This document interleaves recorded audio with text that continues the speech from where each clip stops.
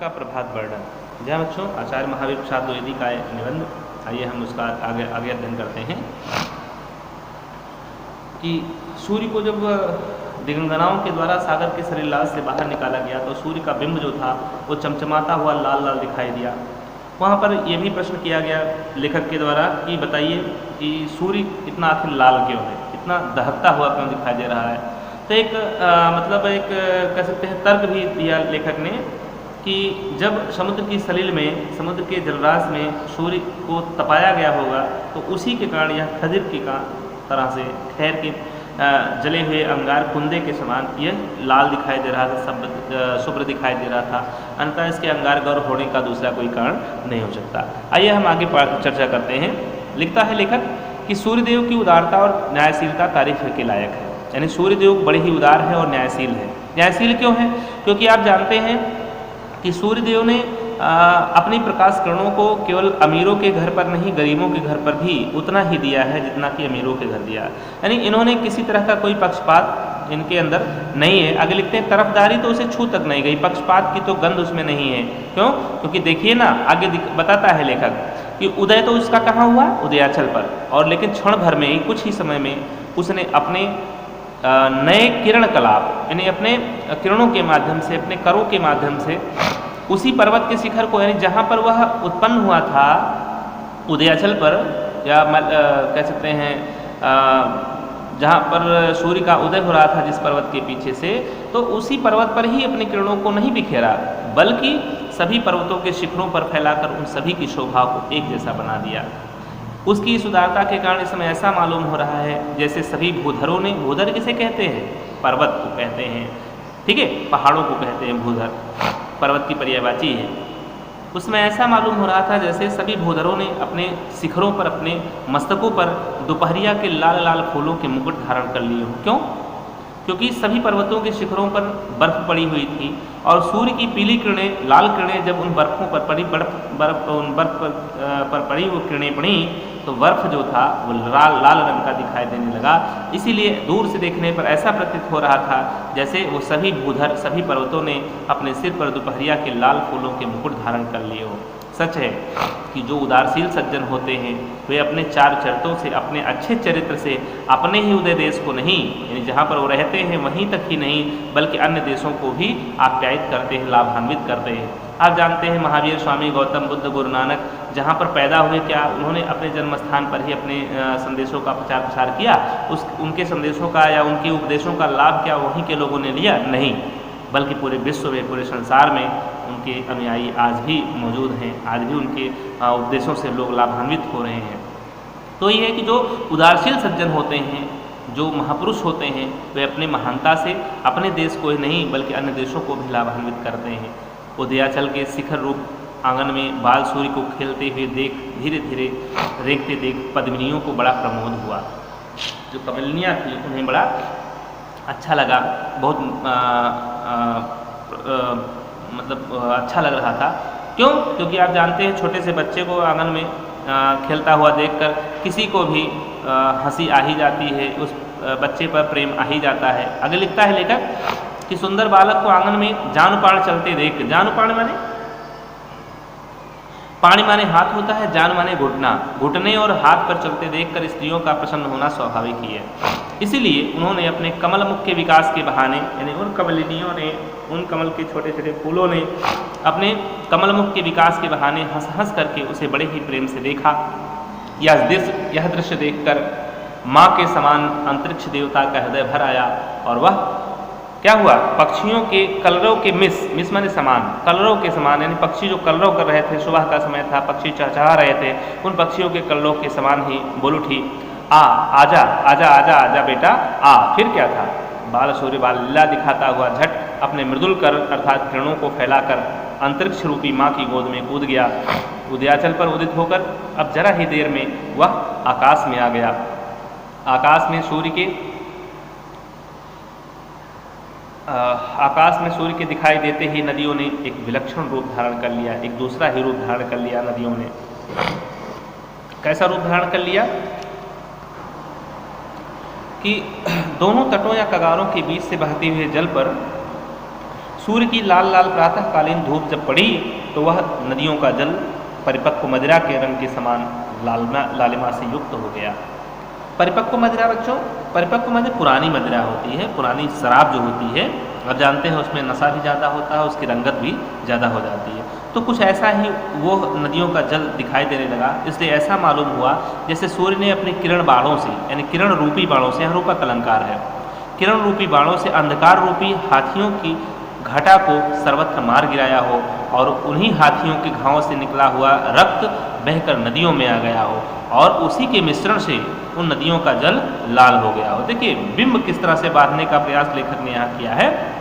कहता है कहिए यह सूझ कैसी रही, यह तर्क जो दिया गया कि अपने किरण बाणों से उन अंधकार रूपी हाथियों को मारा होगा सूर्य ने और उनके घावों से ये खून निकला होगा और वही बहकर नदियों में आकर नदियों का जल लाल किया होगा, ये सूझ कैसी रही, बहुत दूर की तो नहीं है, मतलब तार्किक है कि नहीं है, पूछ रहा है। आगे लिखते हैं कि तारों का समूह देखने में बहुत भला मालूम होता है, यह सच भी है।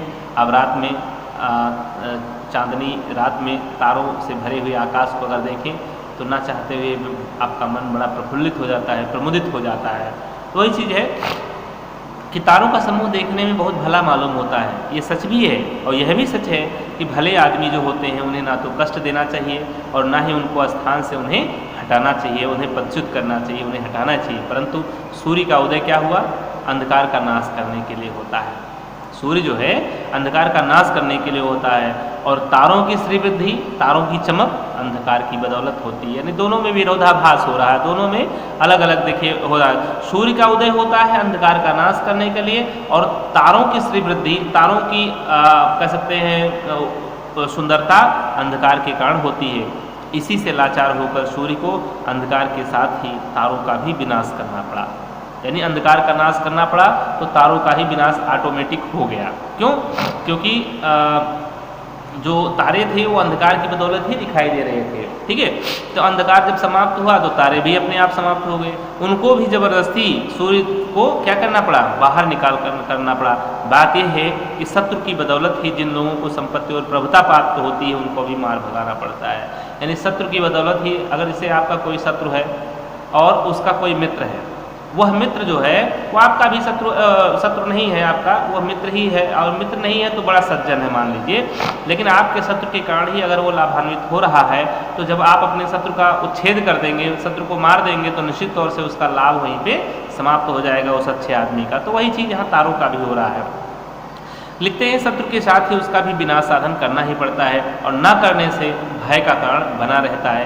राजनीति भी यही करती है, आपने गणित भी यही पढ़ा हुआ है कि जो शत्रु का शत्रु होता है वो मित्र होता है, पर मित्र का जो शत्रु होता है वो शत्रु होता है, शत्रु का मित्र जो होता है वो शत्रु होता है। आपने धन धन बराबर धन, ऋण ऋण बराबर ऋण, ऋण ऋण बराबर धन, धन ऋण बराबर ऋण, ऋण धन बराबर ऋण आपने पढ़ा होगा। सूर्योदय होते ही अंधकार भयभीत होकर भागा, जैसे ही सूर्योदय हुआ अंधकार भयभीत होकर भागा, भाग कर वह कहीं गुहाओं के भीतर, कहीं घरों के कोनों में और कहीं कोठरियों के भीतर जा छिपा, मगर वहाँ भी उसका गुजारा ना हुआ।